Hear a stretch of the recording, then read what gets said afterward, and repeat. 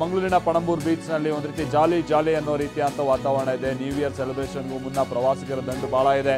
ಆಮೇಲೆ ಹೇಳಿ ಕೇಳಿ ಮಂಗಳವಾರ ಎಲ್ಲ ವೀಕ್ ಡೇಸು, ಈ ಟೈಮ್ನಲ್ಲೆಲ್ಲ ಭಾಳ ಹೆಚ್ಚಿನ ಪ್ರವಾಸಿಗರು ನಾವು ಕಾಣಲ್ಲ, ಇರ್ತಾರೆ ಬೆಳಗ್ಗೆ ಸಂಜೆ ಅನ್ನುವಂಥದ್ದು, ಬಟ್ ಹೆಚ್ಚಿನ ಸಂಖ್ಯೆಯಲ್ಲ. ಬಟ್ ಈಗ ಅಲ್ಲೇ ಬೀಚ್ ಪಾರ್ಟೀಸಿಗೆಲ್ಲ ಅವಕಾಶ ಮಾಡಿಕೊಟ್ಟಿರೋದು, ಮತ್ತು ನ್ಯೂ ಇಯರ್ ಸೆಲೆಬ್ರೇಷನ್ ಬೇರೆ ಮಾಡಬೇಕು ಅಂತ ಬೀಚ್ ಕಡೆ ಬರುವಂಥ ಮಂದಿ ಕೂಡ ಹೆಚ್ಚಾಗಿರುವಂಥ ಕಾರಣಕ್ಕಾಗಿ ಬೀಚ್ ಸೈಡ್ ನೋಡಿ ಹೀಗೆ ಜನರು ಕೂಡ ಪ್ರವಾಸಿಗರು ಕೂಡ ಭಾಳ ಹೆಚ್ಚಿನ ಸಂಖ್ಯೆಯಲ್ಲಿ ಬಂದು ಮೋಜು ಮಸ್ತಿಯಲ್ಲಿರುವಂಥದ್ದನ್ನು ನಾವಿಲ್ಲಿ ನೋಡ್ತಾ ಇದ್ದೀವಿ.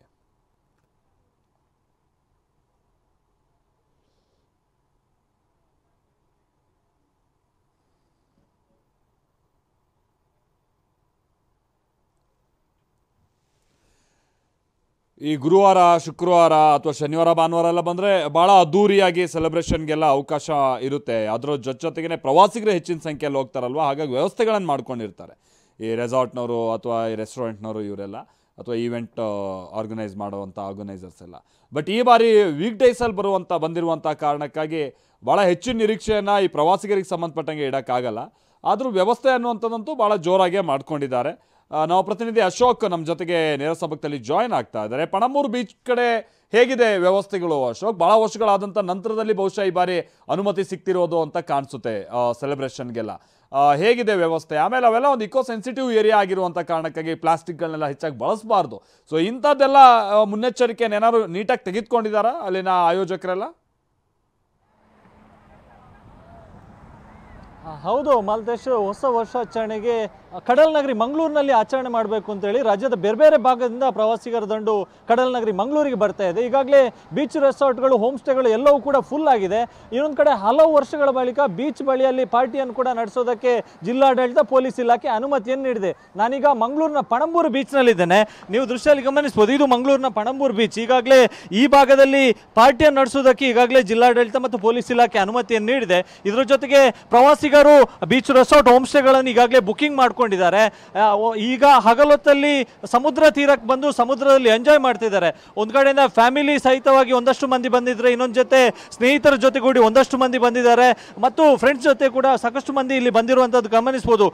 ಇಲ್ಲಿ ಸಮುದ್ರ ಸ್ನಾನವನ್ನು ಆಟ ಆಡ್ತಾ ಇದ್ದಾರೆ. ಇದರ ಜೊತೆಗೆ ಬೋಟಿಂಗ್ ಇರ್ಬೋದು, ಫ್ಲೋಟಿಂಗ್ ಬ್ರಿಡ್ಜ್ನಲ್ಲಿ ಎಂಜಾಯ್ ಮಾಡೋದು ಇರ್ಬೋದು, ಎಲ್ಲವೂ ಕೂಡ ಸಂಭ್ರಮದಿಂದ ಮಾಡ್ತಾ ಇದ್ದಾರೆ. ಯಾಕಂತ ಹೇಳಿದ್ರೆ ಹೊಸ ವರ್ಷಾಚರಣೆಯನ್ನು ಕಡಲ ತೀರದಲ್ಲಿ ಆಚರಣೆ ಮಾಡಬೇಕು ಅಂತೇಳಿ ಸಾಕಷ್ಟು ಮಂದಿಯ ಕನಸಿರುತ್ತೆ. ಈ ಹಿನ್ನೆಲೆಯಲ್ಲಿ ಸಾಕಷ್ಟು ಮಂದಿ ಕೇವಲ ಜಿಲ್ಲೆ, ಹೊರ ಜಿಲ್ಲೆ ಮಾತ್ರ ಅಲ್ಲದೆ ಹೊರ ರಾಜ್ಯದಿಂದಲೂ ಕೂಡ ಸಾಕಷ್ಟು ಸಂಖ್ಯೆಯಲ್ಲಿ ಪ್ರವಾಸಿಗರು ಕೂಡ ಈ ಭಾಗಕ್ಕೆ ಎಂಟ್ರಿ ಕೊಟ್ಟಿರುವಂಥದ್ದು. ಕಳೆದ 3-4 ದಿವಸಗಳಲ್ಲಿ ಈ ಭಾಗಕ್ಕೆ ಸಾಕಷ್ಟು ಮಂದಿ ಪ್ರವಾಸಿಗರು ಬಂದಿರುವಂಥದ್ದು.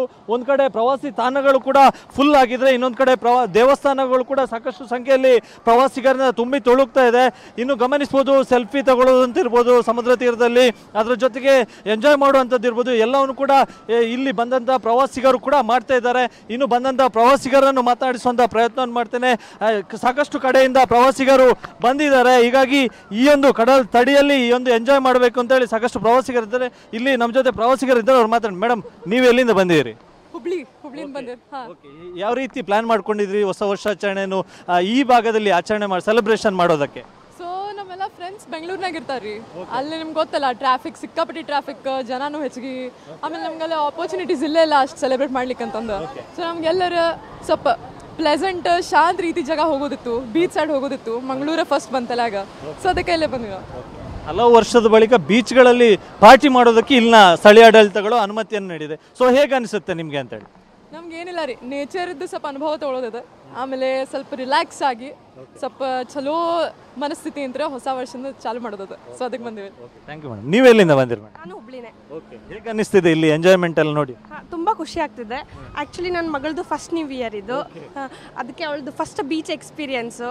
ಅದು ಮಂಗಳೂರಲ್ಲೇ ಬಂದು ಸೆಲೆಬ್ರೇಟ್ ಮಾಡ್ತಿರೋದು ತುಂಬ ಖುಷಿ ಇದೆ. ಅವಳು ತುಂಬ ಎಂಜಾಯ್ ಮಾಡ್ತಿದ್ದಾಳೆ ಬೀಚೆಲ್ಲ.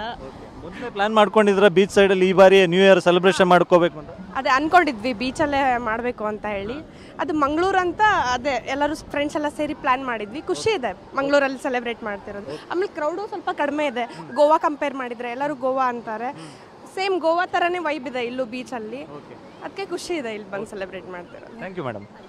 ಮಾಲ್ತೇಶ್, ಇದಿಷ್ಟು ಇಲ್ಲಿ ಬಂದಿರತಕ್ಕಂಥ ಪ್ರವಾಸಿಗರು ಹೇಳ್ತಿರ್ತಕ್ಕಂಥ ಮಾತು. ಅಂದರೆ ಬೇರೆ ಬೇರೆ ಭಾಗದಿಂದ, ಬೆಂಗಳೂರು ಇರ್ಬೋದು, ರಾಜ್ಯದ ಬೇರೆ ಬೇರೆ ಭಾಗದಿಂದ ಬಂದಿದ್ದಾರೆ. ಇದರ ಜೊತೆಗೆ ಬೀಚ್ಗಳಲ್ಲಿ ಇವತ್ತು ಮಧ್ಯರಾತ್ರಿ 12 ಗಂಟೆವರೆಗೂ ಕೂಡ ಎಂಜಾಯ್ ಮಾಡೋದಕ್ಕೆ, ಪಾರ್ಟಿ ನಡೆಸೋದಕ್ಕೆ ಜಿಲ್ಲಾಡಳಿತ ಪೊಲೀಸ್ ಇಲಾಖೆ ಅನುಮತಿಯನ್ನು ನೀಡಿದೆ. ಇದರ ಜೊತೆಗೆ ಸುರಕ್ಷತಾ ಕ್ರಮಗಳನ್ನು ಕೂಡ ಕೈಗೊಳ್ಳಬೇಕೆನ್ನುವಂಥ ನಿಟ್ಟಿನಲ್ಲಿ ಸಾಕಷ್ಟು ಮುನ್ನೆಚ್ಚರಿಕೆ ಕ್ರಮವನ್ನು ಕೈಗೊಳ್ಳಬೇಕು ಅಂತೇಳಿ ಈಗಾಗಲೇ ಸೂಚನೆಯನ್ನು ಕೂಡ ಹೊರಡಿಸಿದೆ. ಹೀಗಾಗಿ ಲೈಫ್ ಗಾರ್ಡ್ ಇರ್ಬೋದು, ಲೈಟಿಂಗ್ ವ್ಯವಸ್ಥೆ ಇರ್ಬೋದು, ಸೌಂಡ್ ಸಿಸ್ಟಮ್ ಅಂದರೆ ಅನೌನ್ಸ್ಮೆಂಟ್ ಮೂಲಕ ಪ್ರವಾಸಿಗರಿಗೆ ಎಚ್ಚರಿಕೆ ನೀಡುವಂಥ ಕೆಲಸ ಇರ್ಬೋದು, ಇದೆಲ್ಲವನ್ನು ಕೂಡ ಮಾಡಬೇಕು ಅಂತೇಳಿ ಆಲ್ರೆಡಿ ಗೈಡ್ಲೈನ್ಸ್ ಅನ್ನು ಹೊರಡಿಸಿದೆ. ಹೀಗಾಗಿ ಹಗಲೊತ್ತಲ್ಲಿ ಬೀಚ್ ಸೈಡಲ್ಲಿ ಈಗ ಸದ್ಯಕ್ಕೆ ಈ ರೀತಿಯಂಥ ವಾತಾವರಣ ಕಂಡು ಬರ್ತದೆ. ಇನ್ನು ರಾತ್ರಿ ಹೊತ್ತಲ್ಲಿ ಬೀಚ್ ರೆಸಾರ್ಟ್ಗಳಲ್ಲಿ ಪಾರ್ಟಿ ಇರ್ಬೋದು, ಡ್ಯಾನ್ಸ್ ಇರ್ಬೋದು, ಇದೆಲ್ಲವೂ ಕೂಡ ಇರಲಿಕ್ಕಿದೆ. Maltesh, thank you Ashok.